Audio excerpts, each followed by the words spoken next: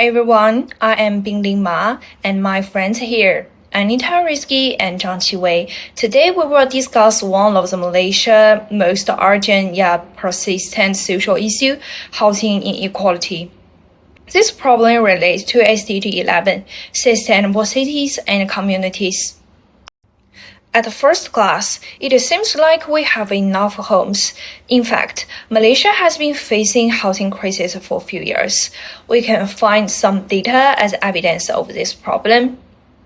Firstly, in 2023, Malaysia has around 33,000 completed residential units that remain unsold. Secondly, the median home price is 4.72 times the median annual household income. Thirdly, about 12,000 Orient athlete households nationwide that is still living in unsafe housing. Fourthly, most low-cost housing ignore climate adaptive design, making homes unbearably hot, poorly ventilated, and unsanitary. Why? The reason behind this problem we think have two: unaffordability and unsuitability. For the first reason, we think the housing price is much higher than household income. As I mentioned, the median house price is 4.72 times the median annual household income. That generates a big gap and imbalance between house price and actual income.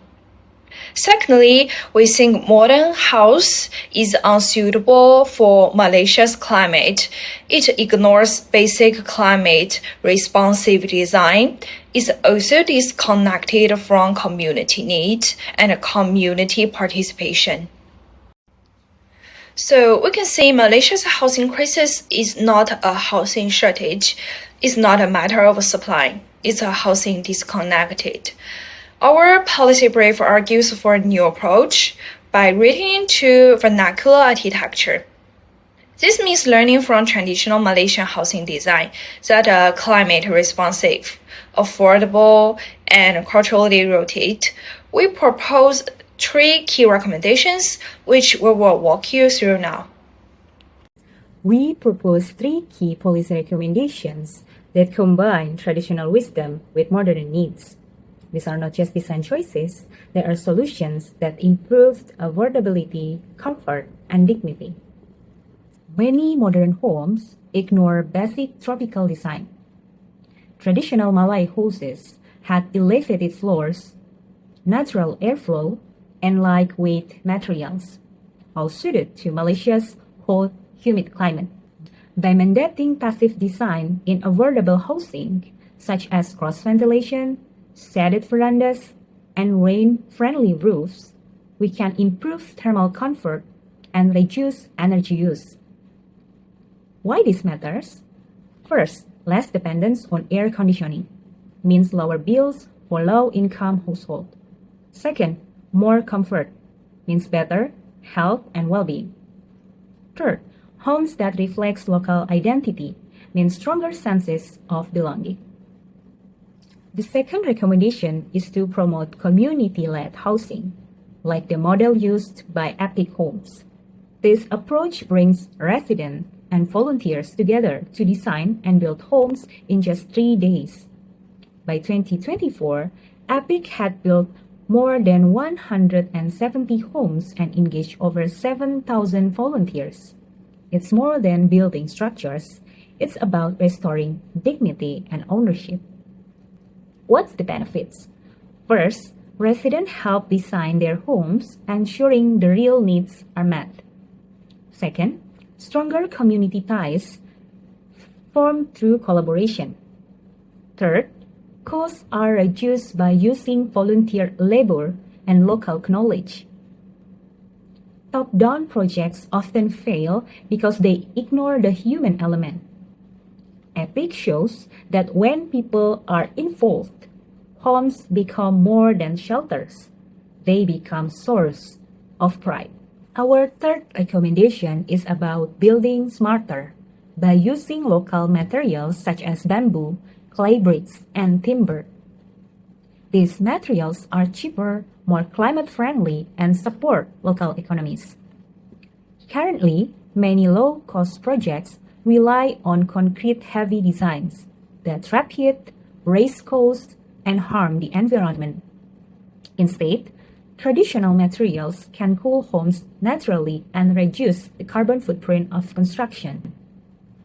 Local materials means lower emission during construction, reduced building costs, and healthier indoor environments. This is not about going backwards, it's about modernizing tradition, combining safety standards with climate-adaptive design. These are not isolated solutions. They are mutually reinforcing. 1. Vernacular design ensures homes are climate resilient and culturally relevant. 2. Community-led processes ensure those homes reflect real needs and empower residents. 3. Local materials reduce costs, emissions, and dependency on imports. Together, they represent a new housing paradigm, one that is human-centered, sustainable, and rooted in Malaysians' identity. Alright, let me introduce the stakeholder roles. Implementing our policy recommendations isn't just about changing architecture, it's about changing systems. So, stakeholder involvement is quite significant. Let's explore the three main stakeholder groups involved. The first is government. The government acts as policymaker, regulator, and funder. They can mandating vernacular design in public housing, offering incentives for using local materials and community-led planning, funding pilot projects with climate-adaptive features, and align with the TELP's Malaysia Plan and National Housing Policy. The second is non-governmental organization and civil society. They play the role of implementer and advocates. Groups like EPIC Homes training volunteers and build homes with communities, facilitating co-design workshops and shares success stories to influence the policy.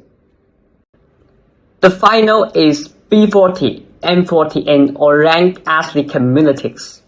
They are not only end users, but also co-creators and holders of cultural knowledge.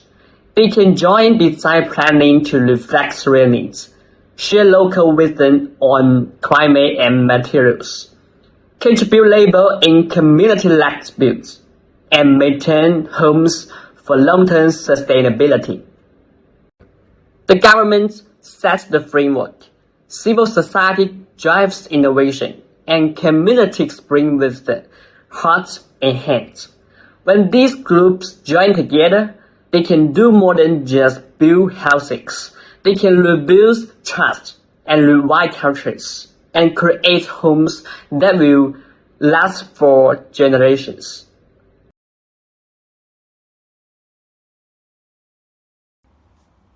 So let's think, what if the future of housing is hidden in our past? Imagine we are standing at a crossroad. We can keep repeating the mistakes. Building homes that are too hot, too expensive, and too disconnected from the people who need them. Homes that forgot the climate, forgot the culture, forgot the community. Or we can choose differently. We can make change. We can build homes that breathe with the wind, that rise with flood, and that belong to the people who live in them. If we embrace vernacular architecture, the homeless will reclaim dignity. The B40 and Orang Asli will reclaim agency.